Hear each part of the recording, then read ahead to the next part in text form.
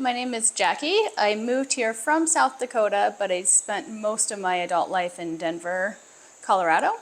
Moved to Panama last year in July, and so I've been here about 10 or 11 months now. And I moved here because I was teaching a facial reflexology retreat down in Costa Rica.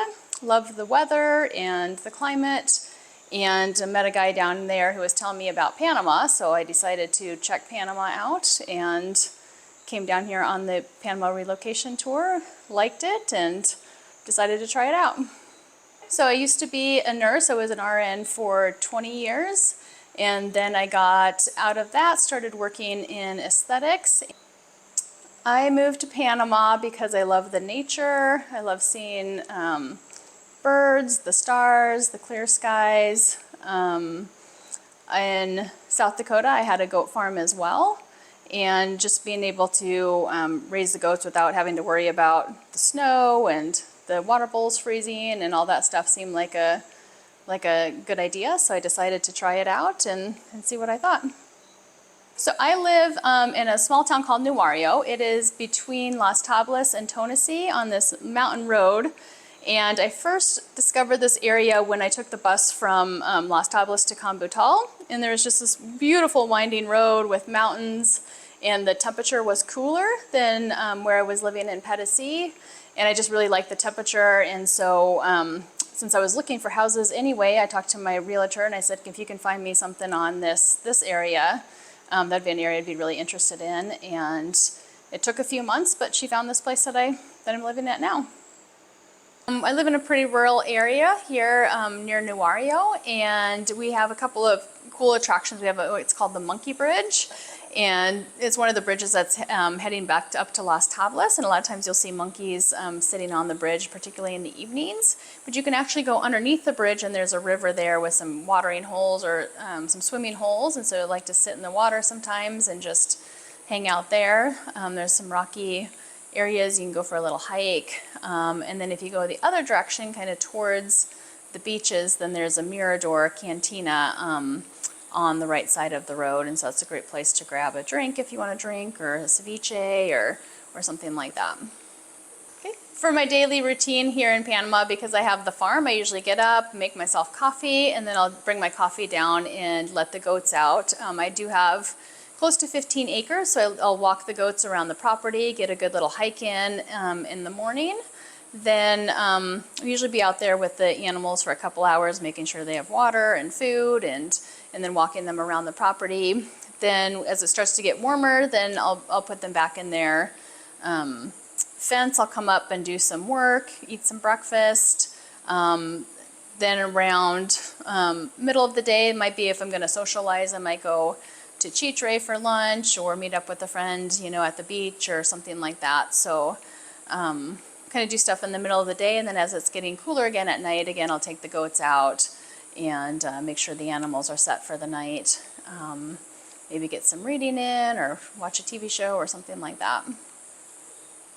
So in this area, the cost of living, it's not very expensive. I purchased my home and land, and so I don't have the expense of rent.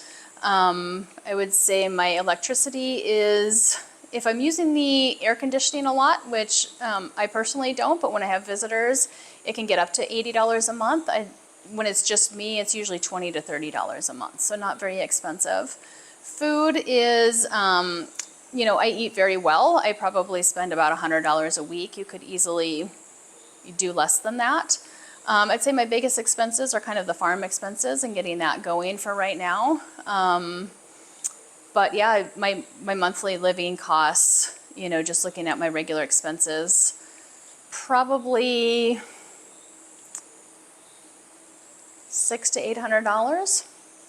$800. Around here, rentals, I would say around Las Tablas are going to be anywhere from $300 to $700, depending on what you want. If you don't have hot water, if you don't have hot water or air conditioning, you can probably find a place easily around $300 to $400. If you want to have hot water, air conditioning, and kind of a nicer home, it's going to be probably $500 to $600.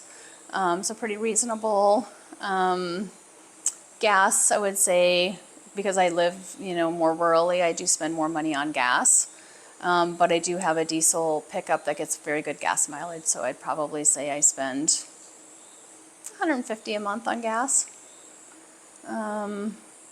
Yeah, overall it's very, very inexpensive, depending on what you want to live like. Now I do live closer to the beach. If you wanted to live like in Playa Venal or that area, you'd probably be spending twice as much. I'd say $1,500 minimum to live there.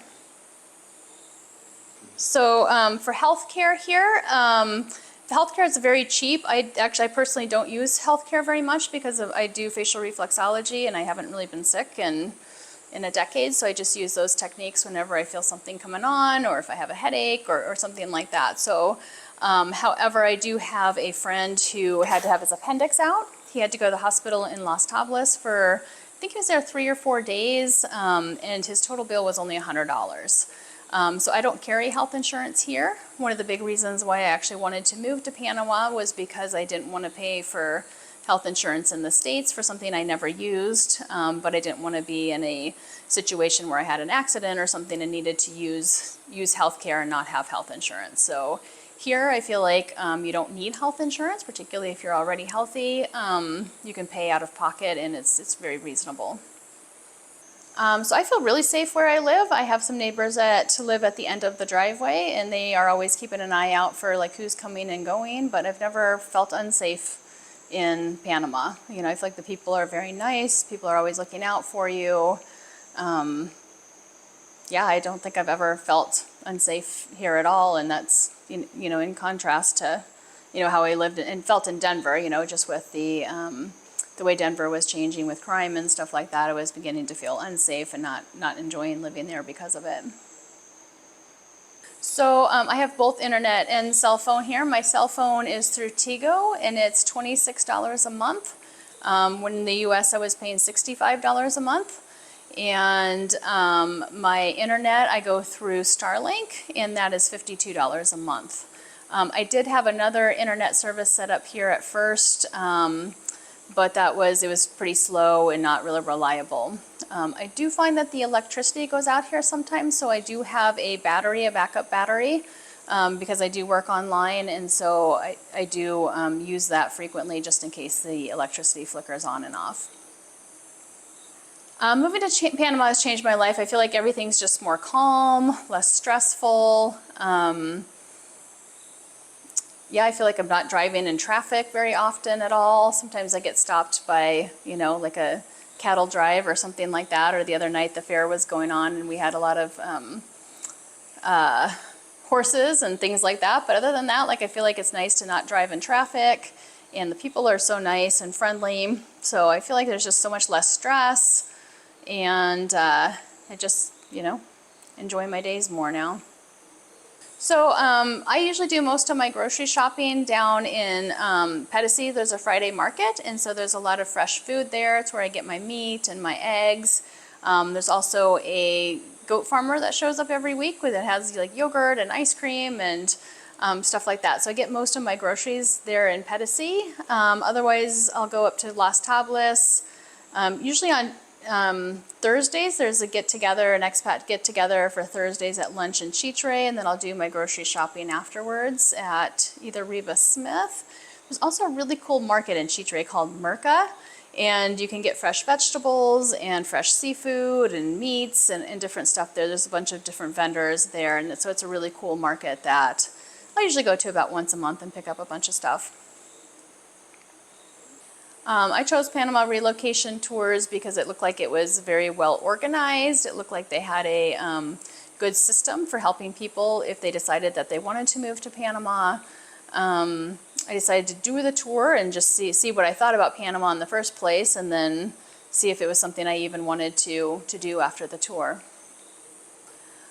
So yes, Panama Relocation Tours did exceed my expectations because I don't think I would be here now. I don't think I would have felt comfortable moving to a different country, especially without having, full working knowledge of the language. So I do feel like just going on the tour and being able to ask questions, having, the guide, and knowing, who to contact as far as lawyers or who to contact if you need help with anything, was really helpful, and So I don't think I would have been here without Panama Relocation Tours.